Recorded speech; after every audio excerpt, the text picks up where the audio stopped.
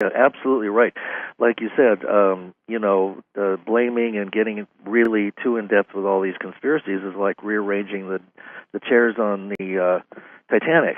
That's it. That's it. And it becomes a big distraction. So, and then people argue about which chair is the right chair, and so on and so forth. And that's it. And it's just like religion in a way. I can't remember if it was Tim Leary or Terence McKenna, but one of them said, hey, give me one free miracle, and I could explain anything. And he was referring to religion. Right? Just give me one free miracle and I explain everything. And I've come to the conclusion that conspiracy theory is the same way.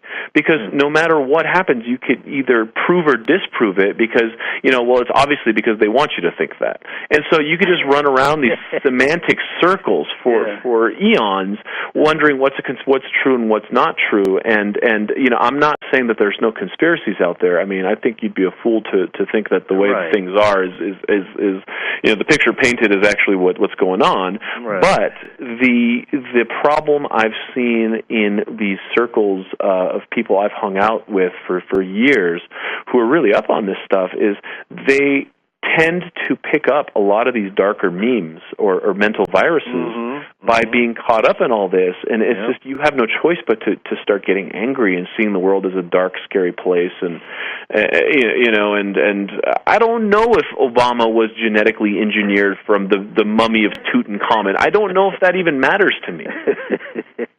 Right? I mean, it starts to get so abstract and so crazy that I can't prove whether it's right or wrong.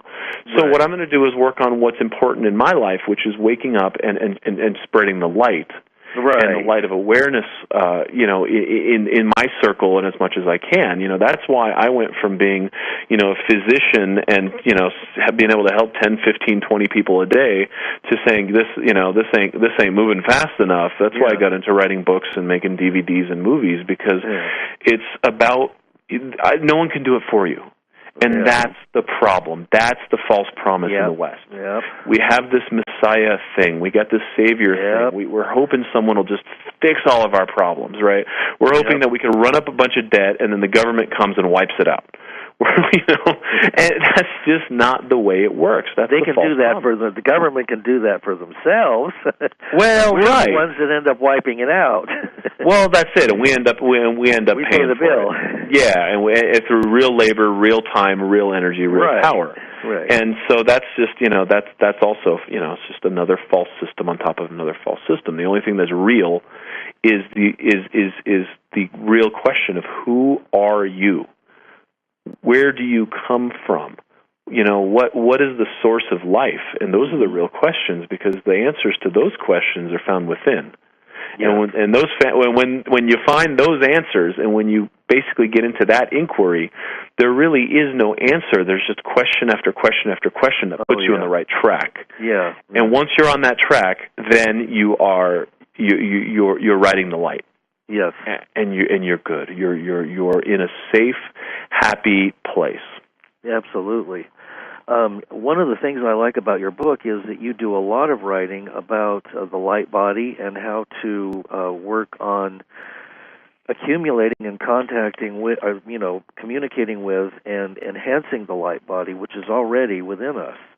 And many different disciplines use the element of taking prana from the air, and but everything is light, and we're more than just our bodies and our minds and our emotions, and we are vast, eternal and infinite beings of light. So it makes sense that to bring light into the body, we're increasing the consciousness and our ability to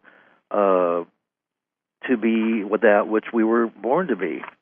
That's exactly it. It's just as much as we can sit there and say the government's doing this and there's dark forces doing all these other things, there are light sources and there are white masters that have released information and disseminated these incredible alchemical transformational arts that if all we did was to practice them, we would bring more light into our system and wake up.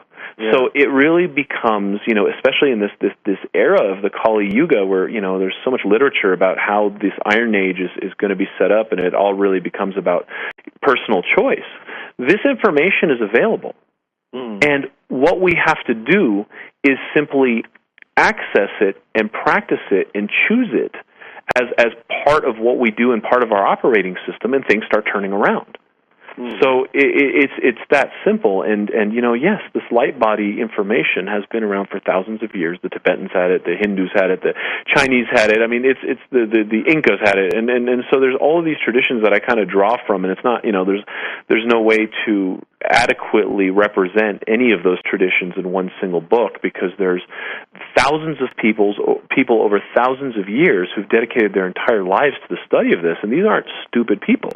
Right. And so there's enormous schools of thought that have really dedicated many years and many traditions to just this understanding of our light body and who we are and how we activate it and how we can use prana or consciousness or sound or toning and a plethora of different ways to really bring this light into our system, and more importantly, there's a lot of people. When I started teaching qigong in Southern California, I'd get a lot of these individuals that would come in and say, "Yes, qigong. I need more energy." And my answer to that, I humored it for years because I thought, they'd come around and they'd kind of eventually, wake up, and some of them did. But now my frontline answer to that is, if you want more energy, drink coffee, right? If you want to borrow energy from tomorrow to get through your crazy today, drink coffee. Just go ahead and cheat. There's drugs for that. But if you want to wake up and activate your light flow and to really step into the game of awakening and enlightenment, then let's talk about qigong. Then let's talk about transformation. People are using all of these things. I talk about this with my yoga friends all the time. People need their yoga pill. They need their yoga fix. I'm so stressed out, I got to go to a yoga class. Right? And sure, I'll take that over Prozac, right? Right. That's not that. The goal of yoga isn't there to be another Band-Aid in your crazy life. It's there to teach you. It's there to teach you how to live your life so that you live a balanced, healthy, light-filled life. Right. Absolutely. Well, a lot of New Age people and spiritual people throughout the ages have talked about the luminous body. And, in the Bible and various other texts, they talk about the aura around the halo or the golden light. And do you feel that they're referring to the divine light that is accumulated within a person who is able to work on themselves to that extent? I mean, you've had masters who have taught you, and what are some of the things that you've seen from them that you have proven for yourself are possible? That's a great question, because a lot of the information that people are running off of in these spiritual communities, a lot of them are running on faith. You read these stories and you say, "Wow, that sounds incredible." The guy flew 13 stories and threw an energy ball at a demon, and it sounds like Superman, right? So these traditions have their myth and their lore and all these types of things. And so where the rubber really hits the road is your personal experience of this. And what I can say to that is, I've been fortunate enough to witness some amazing things, but I've been more fortunate in that my primary teacher had been very adamant about not getting me excited about the fireworks, so that I can continually do my own practice and wake up to what's really important, and experience this thing called the light body, experience this thing called the energy field, which, to answer the first part of your question, absolutely. The real issue with this energy work isn't about accumulating more light and accumulating more energy. That's not how things work. Light and energy are moving through us, through every cell, every atom of our body at all times. Mm-hmm. So what really gets in our way is us, right? So a lot of the basis of this energy work isn't this accumulation game, like this capitalistic kind of view of how people are seeing qigong and yoga and these things. It's like, what can I acquire out of it? Right. But it's about getting the heck out of your own way, right? And really allowing the impedance or the blockage of this energy flow to become resolved, and waking up to who you are more and more, and the more you open yourself up to the enormity of who you are, and the more you start to get out of your own way, and the more your self-image starts to kind of coincide with who you truly are, then the more light and awareness is moving through your field, and the brighter and brighter you become.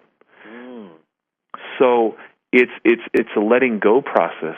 It's about unwinding into who you really are, and stop trying to emanate this person who you think you ought to be for society and for your parents and your wife and all of it, right? We're all just a bunch of fakers. Yeah, absolutely.